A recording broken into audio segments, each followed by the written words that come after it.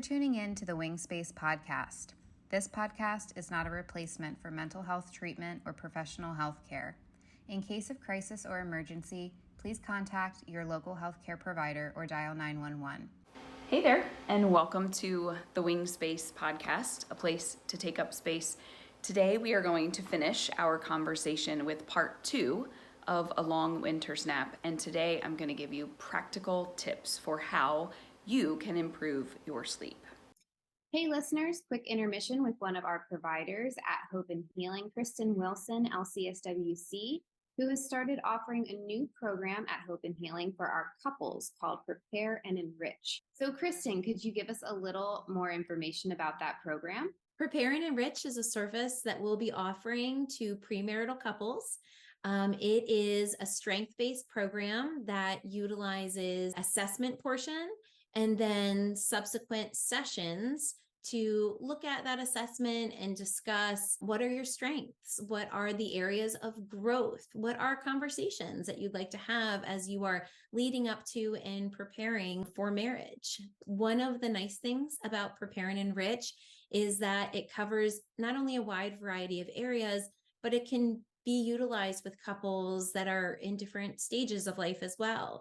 So maybe this is your first marriage. Maybe it is a blending of families that come into play when you are preparing for this. So the idea is that we can support you in that process and support you in having conversations with your partner and planning ahead for success. And if someone is listening and is interested in seeking out this service for themselves and their partner, how could they go about inquiring or scheduling an appointment?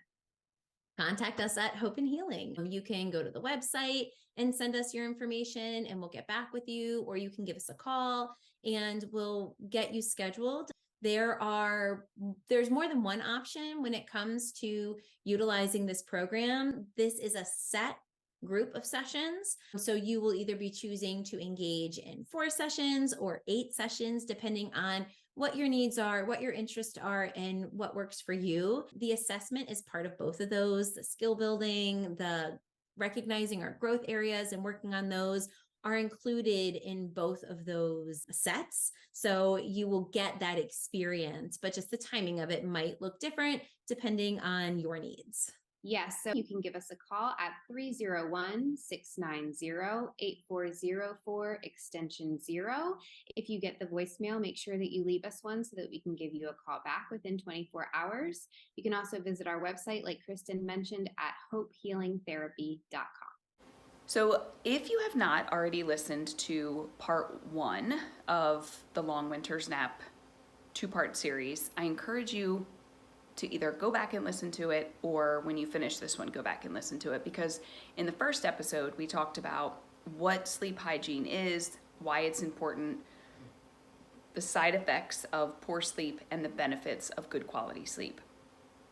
And today we're going to dive into, okay, so if I've identified that I have poor sleep, or I want to just generally improve my sleep, what do I do? I mentioned in the first episode this idea of bookending your days, and you've heard that in other podcasts that I've shared with you. So what you want to think about is that a healthy morning routine leads to a healthy daytime routine, which leads to a healthy evening routine, which leads to healthy sleep, right? It's kind of like the head bone's connected to the neck bone's connected to the shoulder bone, right? So it's all connected. And if we're not setting ourselves up in the morning for solid sleep, then we're going to wake up feeling tired and restless and not refreshed. So I want you to think about what time you need to go to sleep. The way that you do that is you start backwards and think about what time do you need to wake up in the morning. So let's say, for example, you need to wake up at 6 o'clock in the morning. I know that it is controversial when I say that you need 7 to 9 hours of sleep. Some people say, yeah, I'm good with 4 or 5 hours. Well, you're functioning, you're surviving, but you're not thriving on 4 to 5 hours. So you take 6 p.m., you take 6 a.m., which is the time you want or need to wake up, and you go backwards 8 hours. That means you need to be in bed at 10. So then what does that healthy routine look like? Because some people say, well, yeah, I'm in bed by 10, but I'm not falling asleep until 11 or 12, not getting 6 hours, or only getting 6 hours. So you have to do this over and over again and be consistent. If you try these things that I'm going to suggest to you today once and it doesn't work and you say, yeah, she doesn't know what she's talking about, then it's not going to work. But if you make slow changes, maybe one little tweak at a time, give it 3, 4, 5 days, and then go ahead and add something else. I guarantee that if you try this, you will be able to get solid sleep. I want to remind you, because I mentioned it in part 1, you could have a medical reason why you are not sleeping. It could be side effects to medications or some kind of a medical condition. So you do want to rule out any physiological reasons for you not sleeping. And you also want to consider the environment that you're in, because your behaviors can be right on track. But if you're living in an environment and sleeping in an environment that's not conducive to good sleep, then you can do all of these things and that's not going to help. So the first thing is to stay consistent. Figure out, what time do I need to wake up? Therefore, what time do I need to go to bed? And when we talk about that bedtime routine, it starts with creating a calm and relaxing environment. Think about it. If your bed is not comfortable, if your mattress is not comfortable, if your pillows are not comfortable, you're not going to get a good night's sleep. And sometimes, our family included, we like different firm softness of the bed. And so we have to choose something that's kind of in the middle for the two of us. Pillows are the same. My husband uses one of those like memory foam pillows. I can't stand those things. My pillow's like super, super thin. Think about your covers, right? Are you too warm in your sleep? Are you too cold?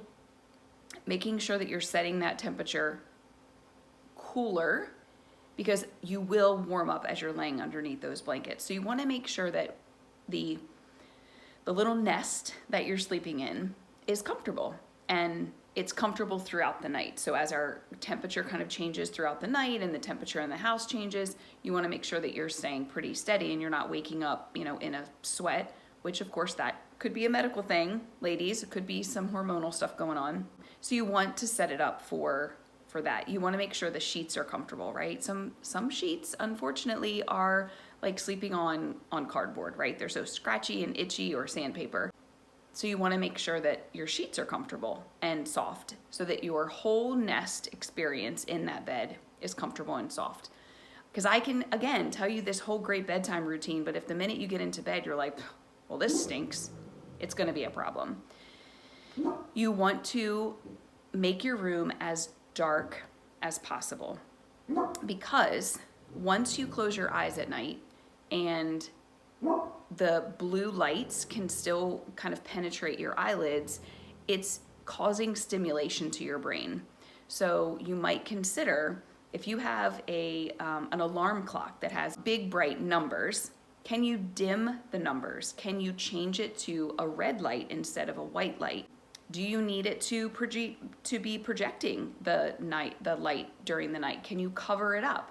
I was talking with someone the other day that said that they had gotten this really cool charging station that they could put, their watch and their phone and their iPad and everything could go in it, and it had a clock on it, but the clock was super, super bright, and we kind of thought maybe that could be part of her sleep difficulties. So at the same time, we both said electrical tape. So she was going to cover that with electrical tape and see if that helps. Blackout curtains can be very helpful, making sure you have blinds or curtains if you don't already. Making sure the lights are out to the best of your ability. So making your room as dark. When I say it's going to be like a nest or a cocoon, you want it to be soft, you want it to be calming, you want it to be quiet. If you've got a clock in your room that's ticking and that sound annoys you, get rid of the clock. Consider what are the things that you're focusing on while you're sleeping or trying to sleep, and get rid of those things. Have a conversation with the person with whom you're sharing a bed and say, we need to make some changes because this is not working.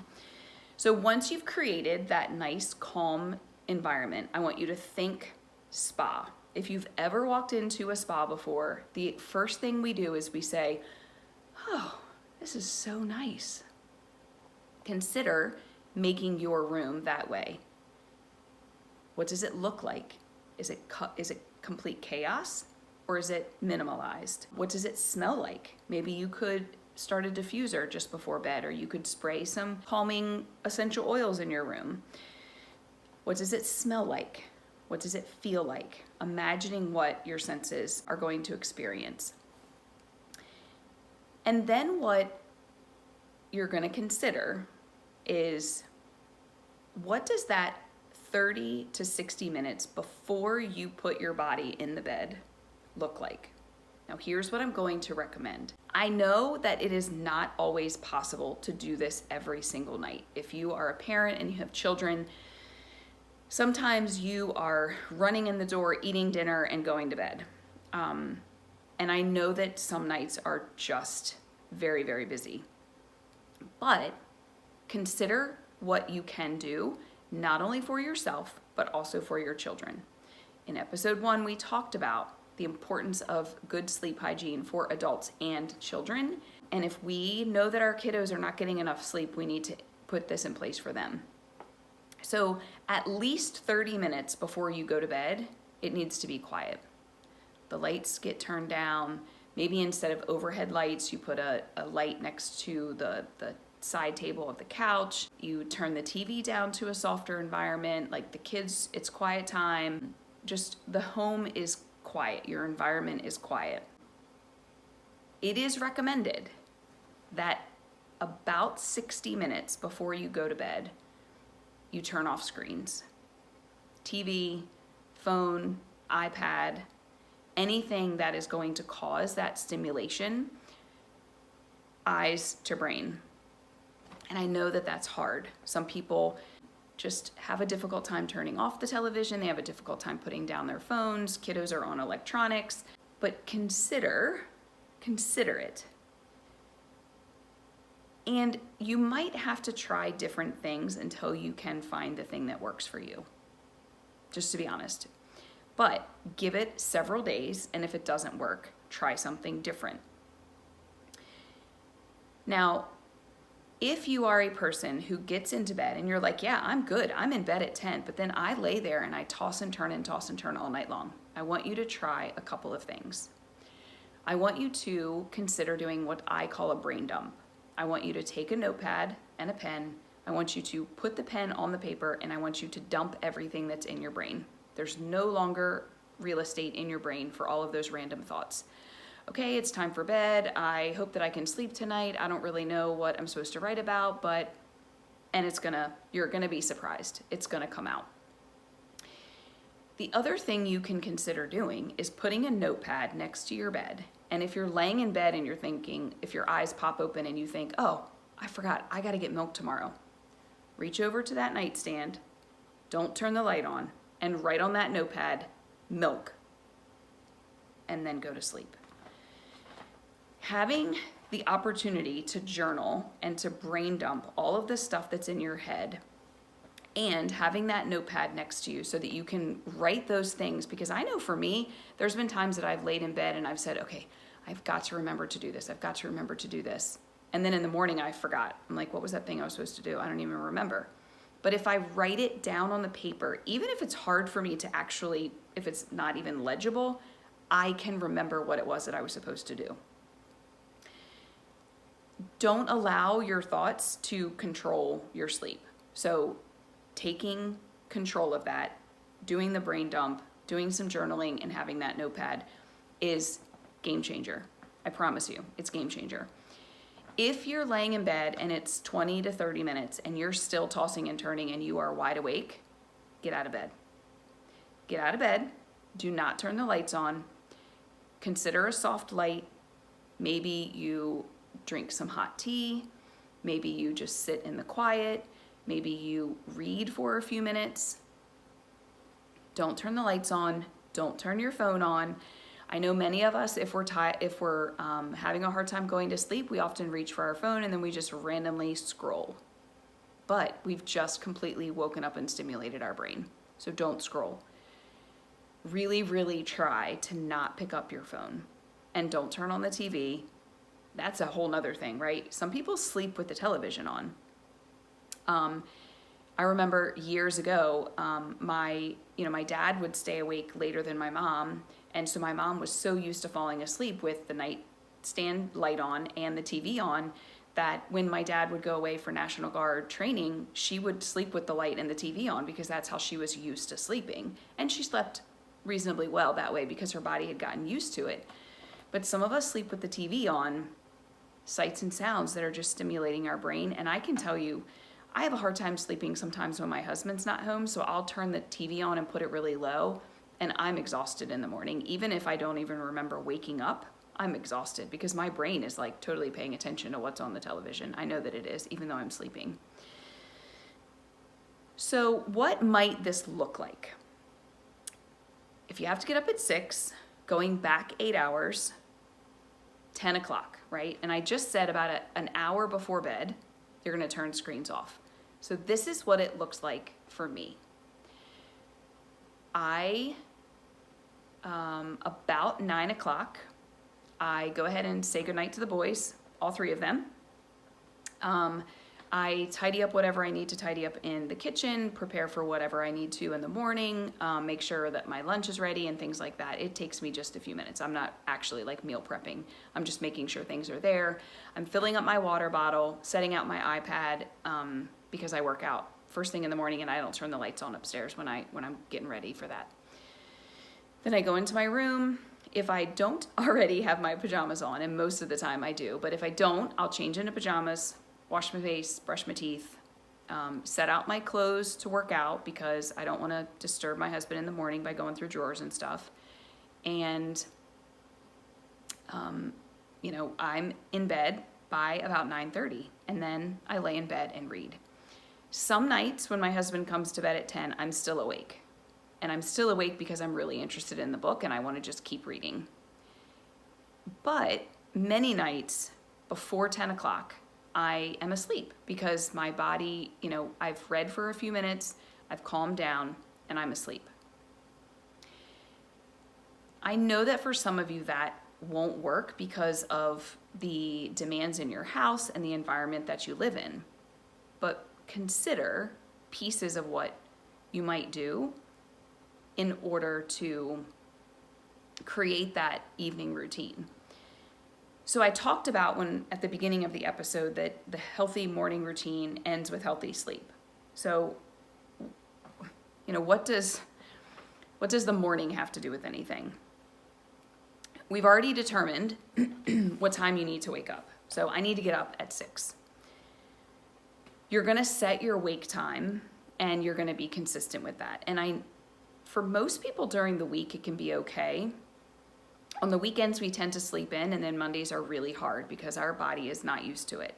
So to the very best of your ability, try to get up every single day within 30 minutes. So if you tend to wake up at 6 during the week, wake up by 6:30, 7 at the latest.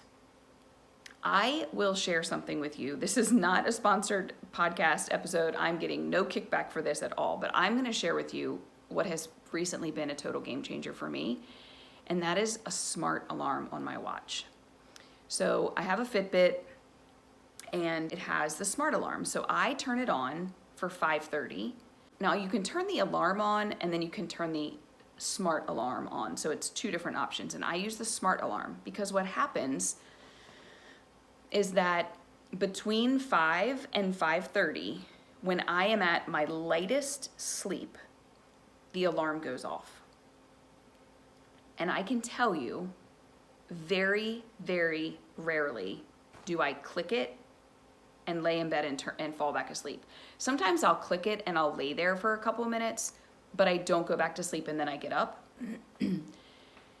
Sometimes my body wakes me up between 4:45 and 5 because I'm awake and it's just ready to go. Now, as I'm talking to you, I'm thinking that I just told you that my sleep routine is from 10 p.m. to 6 a.m. and I'm getting up by 5:30, but I'm also asleep a little bit before 10. And the other thing that I will share with you about my own sleep, knock on wood, I sleep through the night. I don't wake up, even with all the water I drink during the day. I don't wake up in the middle of the night. And if I do wake up, even to look at the clock, or like if my eyes open and I happen to look at the clock, I fall right back asleep. So I'm getting pretty solid sleep. So anyway, the smart alarm is game changer for me because I don't wake up tired.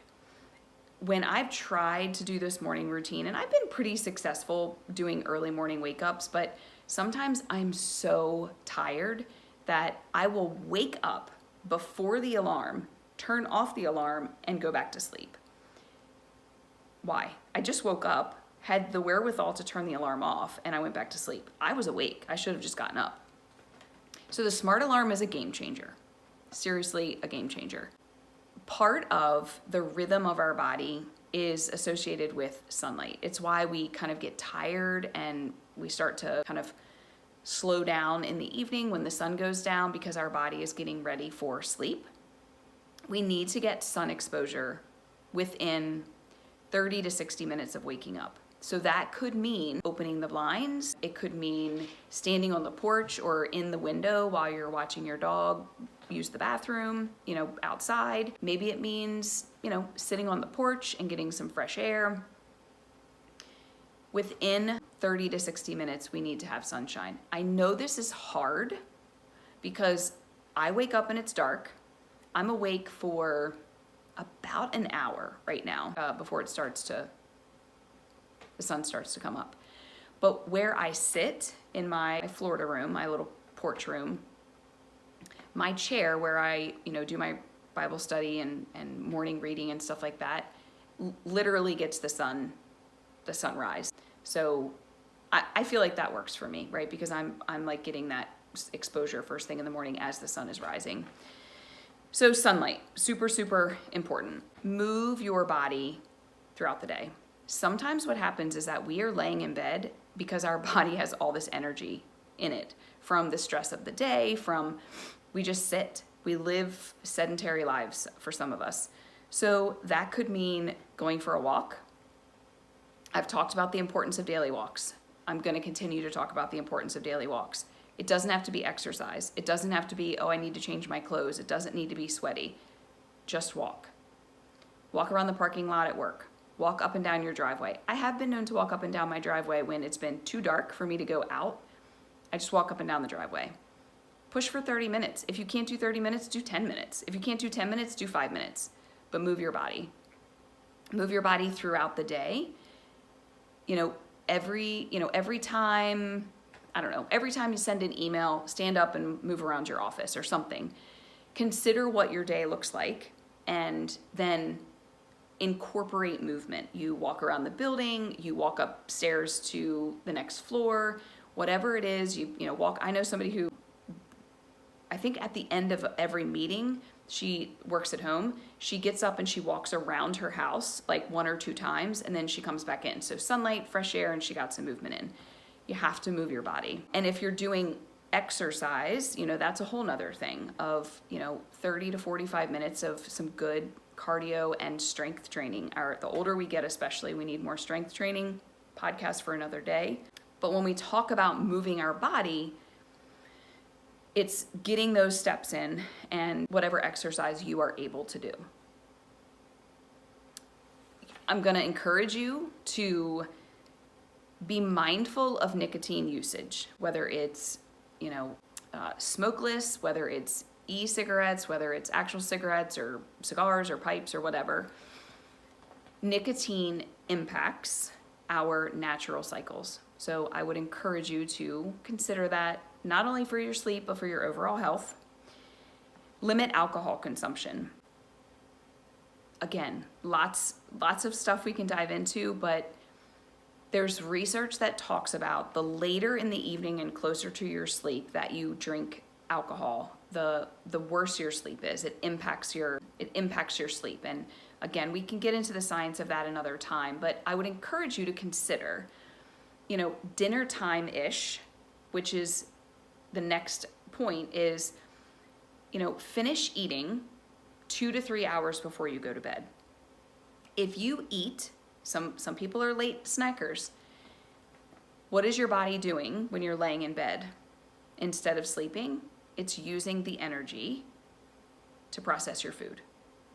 So 2 to 3 hours before you go to bed, you should have your last meal and your last alcoholic drink. If you're a person who likes a nightcap, consider what kind of a mocktail you can create. So it's still the experience, or maybe you have hot tea. Maybe you consider what might be something that's calming, if it's chamomile or lavender, or there's lots of different kinds of sleepy time teas, caffeine free, and use that as your nightcap instead of alcohol. And I mentioned making sure your tea is decaffeinated, but considering what your caffeine consumption is throughout the day. Depending on how sensitive your body is to caffeine, your morning cup of coffee could impact your sleep. I read a study while I was doing some research for this, I think it was through NIH, that said that they recommend 10 hours. Your last caffeinated drink should be 10 hours before you want to go to sleep. So if you're going to bed at 10, your last caffeinated drink is at noon, so lunchtime. And so that's all afternoon. And you're probably thinking, well, I'm so tired, I have that afternoon slump, I need my, my Red Bull, my Monster, my coffee, whatever. If you try these things and you get into a solid sleep routine, you're not gonna have that afternoon slump. Or instead of grabbing that cup of coffee, go for a walk. It's gonna increase your alertness, your awareness, and you're not gonna need it. We drink the caffeine because we're tired and we don't sleep, so we're tired because we've had the caffeine, right? It's like that weird, we do one for the other, it doesn't work. So consider your caffeine. Consider everything that has caffeine in it, even chocolate, because it has caffeine in it. And it's just post-Halloween, so there's still lots of candy hanging around the house, but looking at those caffeinated drinks.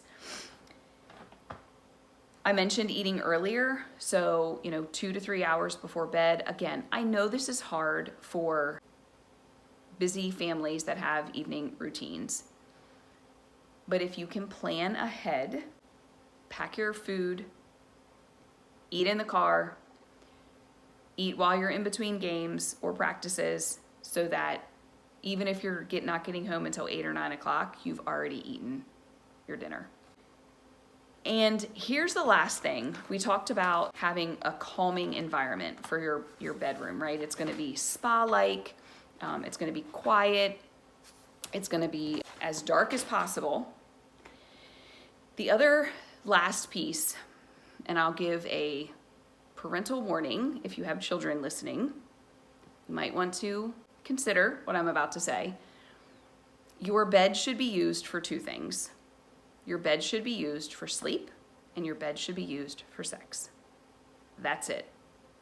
Other than that 20-ish minutes of reading before you're doing, before bed, if you're laying in bed all afternoon and all evening watching television, when you turn the light out, your body doesn't know that it's time to go to sleep because you've been in that area all afternoon. If you need or want to watch television in your bedroom, then get a chair and put it next to your bed and sit in that chair. Or if you would rather sit and read all evening than watching television, get a chair and sit in your bedroom and read in that chair. Because if we're using our bed for, that's where the family hangs out, that's where we're gonna play a board game, that's where we're gonna watch television, that's where I'm gonna read, that's where I'm gonna do all the things instead of sitting on the couch or on a chair, our body doesn't know that it's time to go to sleep. So 2 things are done in the bed. Besides that 20-ish minutes before you go to sleep for reading, sleep, and sex. So this was a lot of information about ways that you can improve your sleep. I would encourage you to consider what your sleep routine looks like. If you are a person who says, my sleep is terrible, I wake up and I'm tired, then what you could consider is doing a sleep log. Even if you have pretty good sleep, but you still want to kind of assess your sleep log or assess your sleep, consider a sleep log. So for about a week, you want to look at, what time are you getting in bed? What time are you falling asleep? So, like what's the last time you remember looking at the clock? How many times are you waking and why are you waking? Are you waking up because there's a lot of noise? Are you waking up because you have to use the bathroom? Are you waking up, you're having nightmares or bad dreams? Like what's waking you? And then what time are you waking up? What time are you getting out of bed? Because those are two different things if we're going to toss and turn and hit snooze in the morning. And then how are you feeling? Like rate it 0 to 10, 0 being terrible, 10 being great. What's your sleep look like? And look at that for a little while. And then consider where you can make some tweaks. Now, don't change everything at one time because it's not going to work. The sleep routine that I have right now is something that I have gradually done. The reading before bed is something that I've added over the last year or so. Before, I was never a reader, and I've become this avid, I would say, for me, reader, and that works. So just make small changes over the course of time.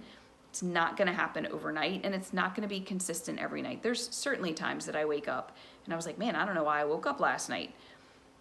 But if you can have a more often than not good solid sleep. Now, I mentioned times that you're waking up. So if you are waking up multiple times in the night to use the restroom, number one, I would encourage you to consider how much fluid you're consuming during the day and what time are you finishing that fluid. If you're drinking, chugging a 20-ounce bottle of water right before you go to bed, you're going to wake up in order to use the restroom. So maybe consider, pushing back that last fluid intake an hour or two before bed. There also could be a medical reason why you're waking up and using the bathroom so often. So you might consider talking to your doctor about that. If you're waking up with nightmares and bad dreams, that could be an intervention that a therapist could help you with. So you want to consider that. So keep that sleep log. Consider where you might make some changes. I'm happy to chat and to share ideas. If you want to send me an email, jennifer@hopehealingtherapy.com, or you want to send us a DM or a private message, we can look at ways to just make small changes. Again, remember that you can make all the changes in the world, but if your environment around you is not conducive to sleep, then those changes that you're trying to implement may not work. So small changes, and consider, we all say that we want to, sleep like a baby. Well, consider the fact that most families, I would say probably more than not, they have bedtime routines. They're getting a bath, they're getting in pajamas, they're maybe putting some lotion on them, they're reading them a story, they're turning the lights off, right? There's a routine to that. We need to do that for ourselves too, so that we can help our body begin to create melatonin so that it knows that it is time to go to sleep. Now, notice I have not mentioned supplementing with melatonin or any kind of sleep aid. That is another conversation for another day because that's not my area of expertise. As a psychotherapist, it's more behavioral that we can look at rather than that supplementation. But certainly if you have a medical provider that you can talk to about that. If you've tried all of the behavioral things and it still doesn't work, then supplement with melatonin if it is appropriate with your doctor. But you have to try the behavioral changes too to make sure that your environment and your behaviors are preparing your body for sleep. Plain and simple. So again, I know this was a lot. I have tried these things myself. I implement them myself. I implement them with my clients. I've had clients come back and say, the journaling was game changer. The reading before bed was game changer. Watching TV in the evening instead of in bed was game changer. So find the thing that's gonna change the sleep game for you so that you can get a good night's sleep, wake up feeling awake and alert and refreshed. Thanks for listening, and have a great day.